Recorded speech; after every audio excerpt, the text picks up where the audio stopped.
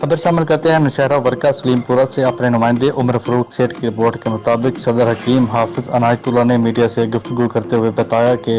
Rahmani welfare trust जुल्लन के अहदेदारान के साथ हमारे महबूब कायद जनाब तारिक महमूद सदर रहमानी वेलफेयर ट्रस्ट पाकिस्तान के साथ कायम मीटिंग और उनके साथ सेठ बिलाल अहमद साहब मीडिया सेल एडवाइज़र और मोहतरम जनाब डॉक्टर इमरान साहब और उनकी टीम नौकर से हम अपने मोअज़्ज़ज़ मेहमानों जो तशरीफ़ लाए, जिन्होंने अपना कीमती वक्त निकाल कर हमारे कारकुनों के दिल जीत लिए हैं और हमारी रहनुमाई फरमाई। हम अपने महबूब लीडर जनाब तारिक महमूद तारिक साहब की अनथक मेहनतों को सलाम पेश करते हैं, जो तबीयत की नसाजी के बावजूद भी तशरीफ़ लाए। अल्लाह पाक इनका साया हम पर हमेशा कायम और दायम रखे।